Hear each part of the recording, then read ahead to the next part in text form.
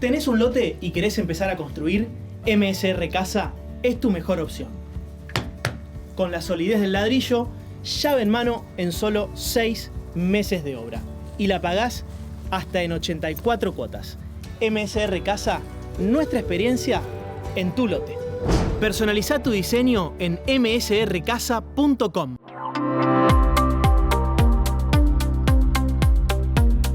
Y bueno, tenemos un gran invitado y colega, podríamos decir. Sí, un colega. Sí. Con No, pero lo digo por lo que hace, que es tan lindo, ¿Por qué tan gran? ¿Por qué bueno. gran? Dice que es muy grandote.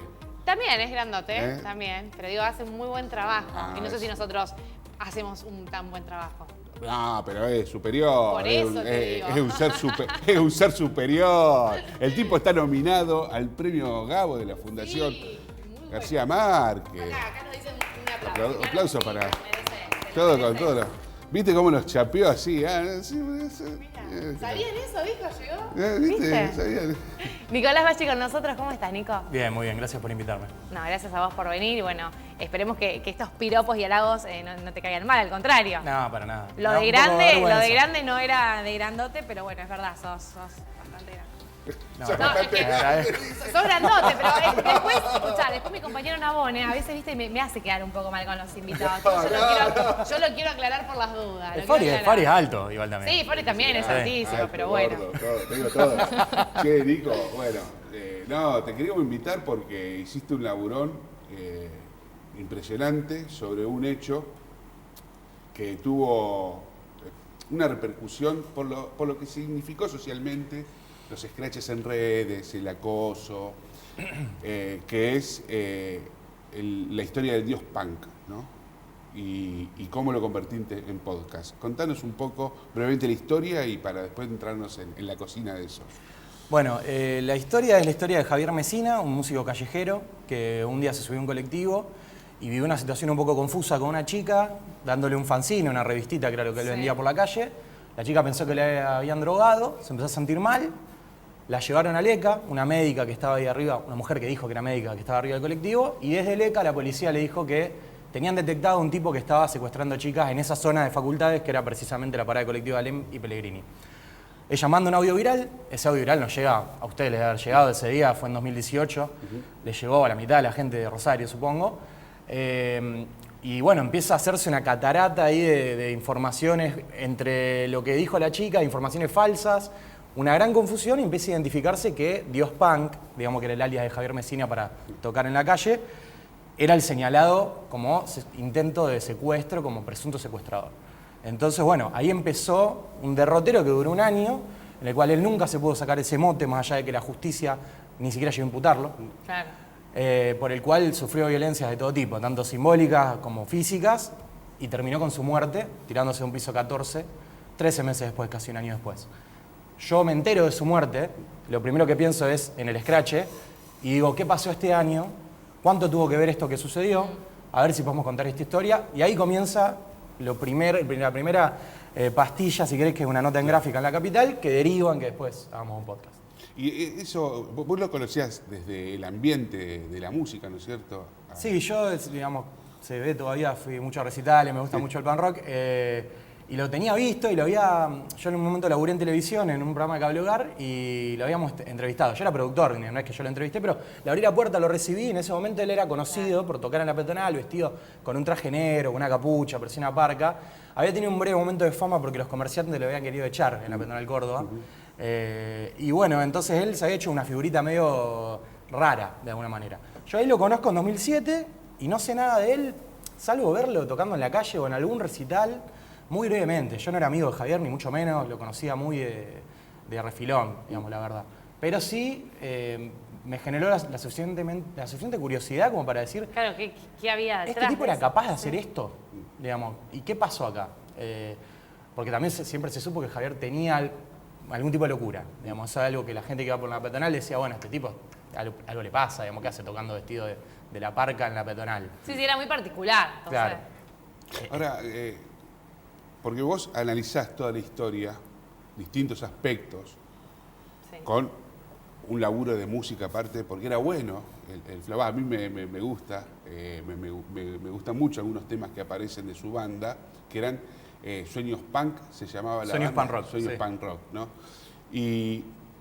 Pero das una profundidad después a lo sociológico. De hecho, aparece una psicoanalista, Alexandra Cohen, que después aborda en el podcast esa dimensión sociológica y decir, bueno, a ver, ojo, ¿qué está pasando con las redes sociales? ¿Qué está pasando con las cancelaciones?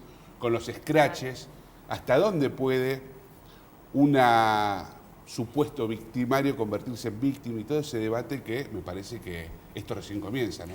Sí, en el momento en que nosotros empezamos a elaborar esa historia estaba el tema como muy candente, digamos, no había muchas voces en contra. De hecho, Alexandra Cohen, que es una de las pocas personas que alzó desde la academia, había sido cancelada por osar hablar en contra, digamos, de este tipo de cosas que para nosotros lo que marcaba era... Sí, le bueno, decimos a la audiencia que es cierto feminismo que cualquier situación de una chica con un muchacho que lo publicaba en una red, había un ejército ahí que atacaba, a lo mejor no había pruebas, a lo mejor era una denuncia falsa, y eso un poco le quitaba fortaleza a la lucha del feminismo por... Sí, digamos, es verdad que el feminismo en algún punto utilizaba esa metodología, pero yo creo que la mira hay que poner en un lugar también más amplio, que es la justicia por mano propia, básicamente. Digamos, que es algo que se ejerce constantemente y que en redes es más fácil que nunca, porque cuando sucede un hecho de linchamiento en la calle, algunas veces hay consecuencias penales, a veces no, digamos, porque hemos tenido casos con Rosario que han quedado bastante impunes. Sí. Pero digo, el anonimato también hace que uno muy fácilmente le arruine la vida a alguien, digamos, participando de eso sin darse cuenta o quizás sí siendo consciente, pero está tan distribuida en la responsabilidad en un montón de gente que participó de eso que uno no... ¿Cuántos compartieron el audio ese día y se pueden haber hecho una mea culpa de decir, che, este pibe a lo mejor lo difamamos y no nos damos cuenta? ¿A usted qué le parece? ¿Que mucha gente hizo esa autocrítica o que todo el mundo que lo compartió dijo, bueno, lo compartí porque me pareció que estaba en peligro una piba, había que ayudarla? ¿Y a vos qué te dijeron? Porque después del podcast tomaste una relevancia pública importante, trajiste de nuevo este debate, ¿y alguien te lo dijo eso? ¿Alguien se hizo ese mea culpa? Decir, mira, la verdad que estuve mal, la cagué, no imaginé jamás que esto podía llegar a estos extremos. Sí, hubo gente que me escribió, digamos, que le gustó el podcast y que me escribió diciéndome, che, yo fui uno de los que lo compartí, o yo ese día dudé. De hecho, una chica me dijo algo muy interesante, que era, yo lo conocía a Javi, una chica que laburaba en la fotocopiadora de Humanidades, donde él iba a fotocopiar su fanzine.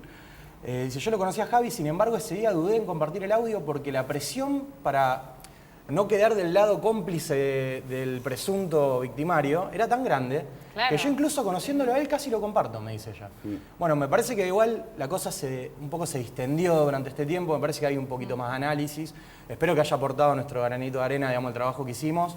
Y ahora, bueno, de todo este tema, digamos, de todos estos temas que nosotros abordamos en la primera temporada, que es las cancelaciones, las psicosis sociales, porque esto de la burundanga, digamos, que fue lo que entró también en juego en este ataque de pánico que tuvo esta chica, que fue lo que más o menos se comprobó que sucedió después. Sí.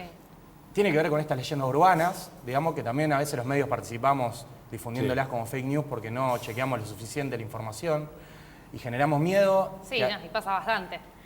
Y que además me parece que hace que mucha gente se termine participando, se coma, digamos, situaciones realmente problemáticas porque vive en un momento de miedo que a lo mejor es innecesario porque pensó que le pasaba algo que no puede pasar. No existe una droga que haga lo que dicen que hace la burundanga, que con rozarte un hombro en un colectivo directamente ya estés drogado. Pero eso no se sabía porque nadie le fue a preguntar a una toxicóloga, que fue lo que nosotros hicimos en el podcast. Como un Anthrax, pero más para... ¿Te acordás que lo que pasó con el Anthrax, que era un polvo blanco que los terroristas iban a usar para dominar el mundo? Y al final eso nunca pasó. Bueno, lo mismo sucede con esta paranoia que se crea a nivel social. Sí, para mí el miedo y la desinformación, digamos, son dos pozos de los que bebe el punitivismo, digamos, y la violencia. Digamos, son esas dos fuentes, digamos, porque uno del miedo a la agresividad y la violencia hay un paso muy chiquito.